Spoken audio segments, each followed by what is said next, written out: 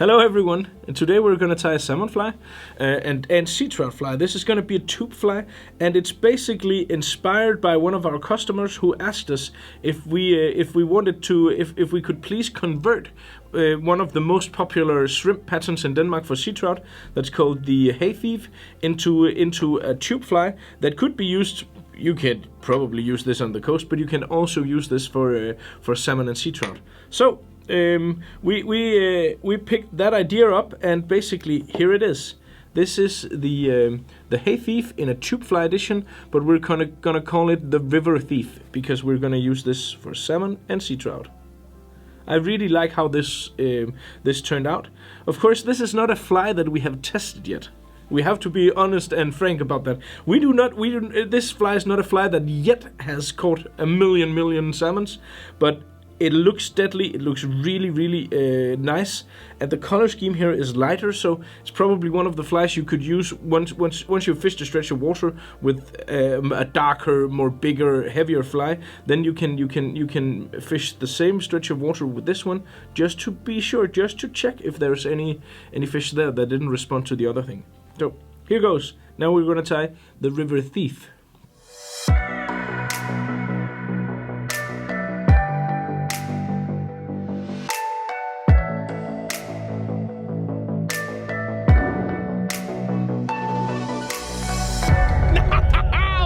Det der. So. Well, here goes. Now we're gonna tie the river thief. First, I'm gonna take this is 1.8 millimeter tubing.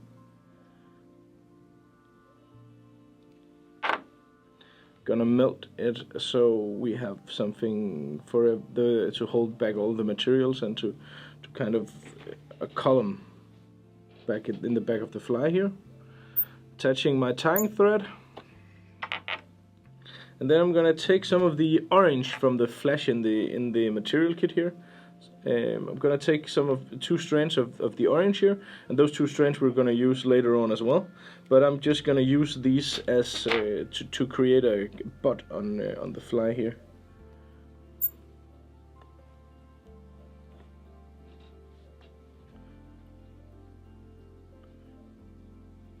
We might as well use the materials we're going to use for the rest of the fly anyway, so the material kit, the price of the material kit is not going to just go crazy.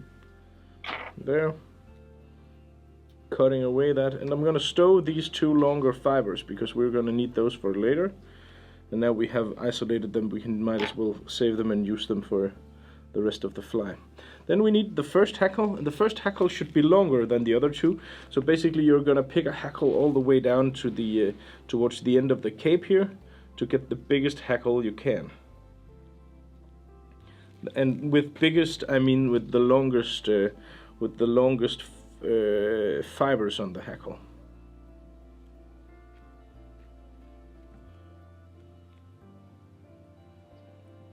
There we go. Tying this onto the tube here,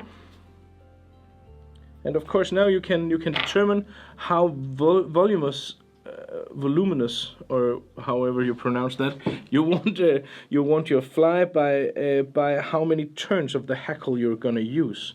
Because if you really want this to be bulky, you can of course just tie a lot of really just use a lot of turns of the hackle to make this bulky. But if you want a more subtle, less dense fly, then do not turn the hackle as vigorously.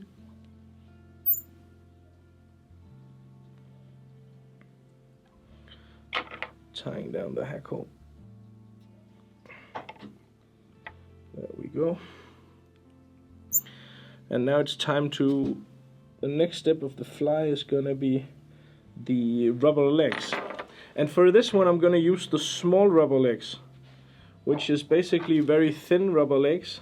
They're attached in a sheet like this, and I'm just gonna double them and then double them again. This makes it so much easier to tie down. Gonna tie the rubber legs one pair on top here, and when I have secured where I want it and how long I want it, then I'm gonna tie it down, and then I'm gonna turn the other one back. So I'm gonna have two rubber legs here on top that are pointing in each side. Then I'm gonna turn the fly all the way around, and then I'm gonna attach two more because I want 4 rubber legs on this one. Do exactly the same, just on the down below the fly here.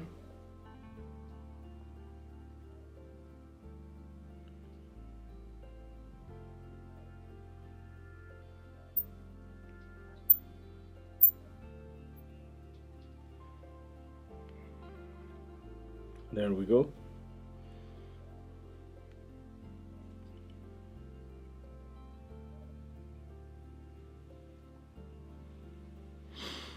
I'm gonna take the flash, take the 2 strands of the orange here, and these are basically gonna be kind of like my feelers. So I'm gonna tie these just on top. It's not that important where they're located. And then I'm gonna take some of the pearl part of the flesh here. Pick out a few of the pearl strings.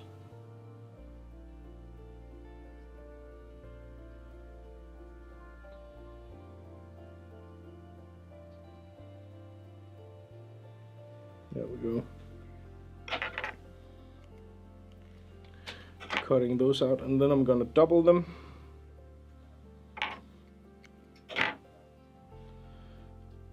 Try to distribute these in between my fingers, 5 or 6 strands or something along those lines, and then I'm gonna tie this down. So it's basically gonna be all the way around the tube here, or close to all the way around. It's not that crucial.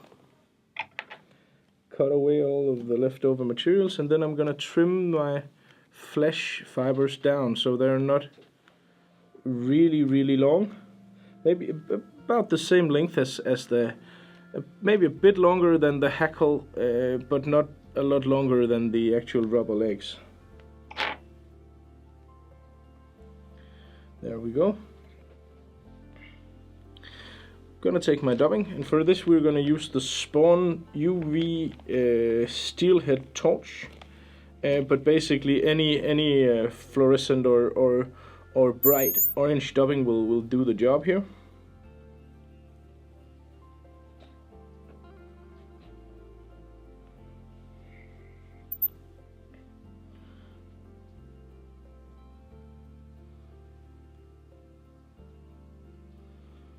Fold everything back, and then I'm gonna turn the dubbing.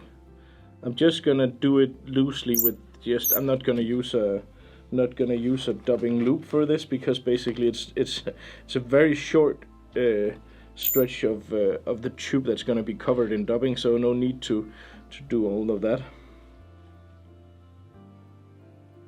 But make sure you have quite some dubbing on there, and then we can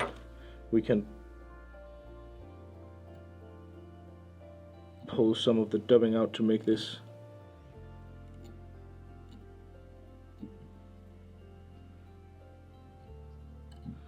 be a bit more buggy looking. There we go. We need a new hackle, and this should be shorter than the first one. And while you're picking a hackle now, these two is okay to have the same length. So basically, just pick 2, because we need 2 hackles for the remainder of the fly here. And again, these are ginger. It's only ginger hackles for this one. And then I'm going to turn the ginger hackle.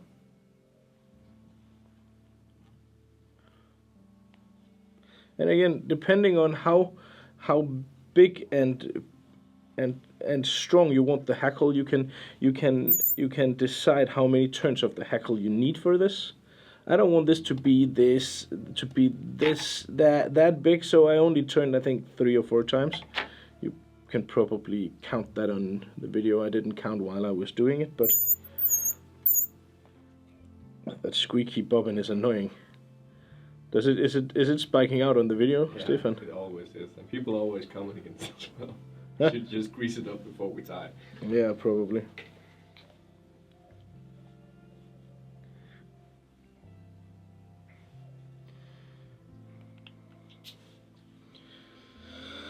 There we go, problem solved.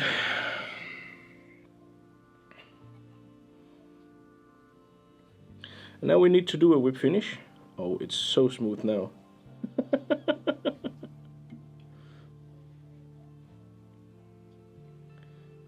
Almost too smooth. We can apply a bit of Sabagap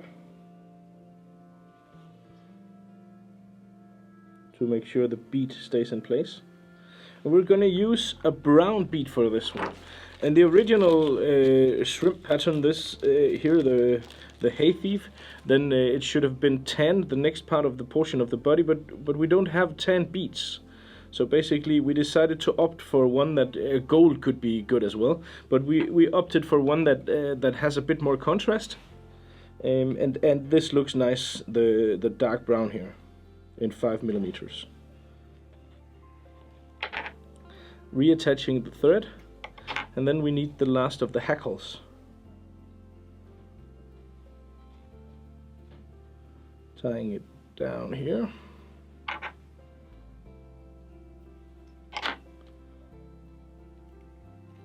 What happened there?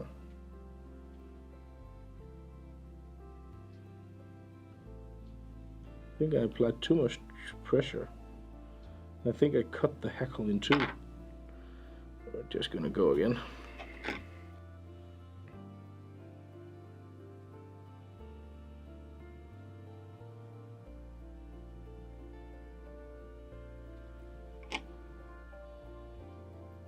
And basically just turning the last of the hackles here. Again, careful how many turns of the hackle you actually make, depending on exactly how big you want the fly.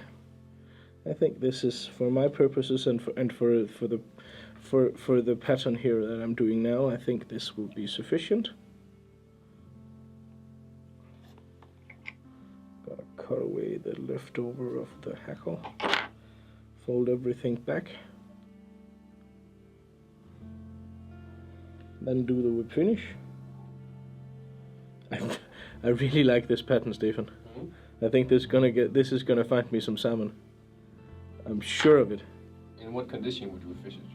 I think I'm not gonna use this unless the water is really, really low and really clear in the beginning. I think I'm gonna use this more in summer water than in the spring. Because of the lightness of the hackle, then this would be great for conditions where there is a lot of light and stuff, and perhaps it would be even more deadly if I tied it even smaller. But yeah. But I mean, this would be a good fly to if you're fishing a particular stretch of water and you're fishing with for instance, if I've fished the stretch with the Hofnarren, for instance, or Tilda, which are a bit more bulky and a bit heavier dressed and darker in the color scheme, and nothing has happened, then this would be a good fly, you know, to basically to have a second go on the water with. Yeah, because this is not so much a provocative pattern as the others. This is more of a sneaky pattern, right? Yeah. Yeah. This will, but the rubber legs will still tinkle their noses, hopefully. But yeah. This will sneak up on them more than some of the others. Well, basically, there we go. Of course, I need to take it out of the vise and trim the tubing down here.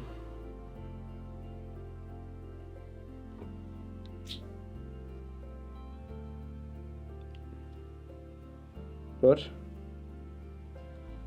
there it is. River Thief. I like it, Stefan. I really, really like it. That's it for now. The River Thief is done and ready to go straight into the fly box. As I said, we haven't caught any fish on this one yet. This is a work in progress, but this goes directly into the box, and this is one of the flies we're gonna give a spin as soon as the rivers opens again here in Denmark. It looks deadly, it feels deadly, and it has all the right components, so I'm 100% certain this fly also will catch a lot of fish. You can, as always, find the full material to this fly and all the other flies here on our YouTube channel at Nordic Anglers, which is the web shop we run that sells anything you could ever possibly want in regards to fly fishing and fly tying. So, thank you a lot for watching. Good luck out on the water, and remember to swing by Nordic Anglers.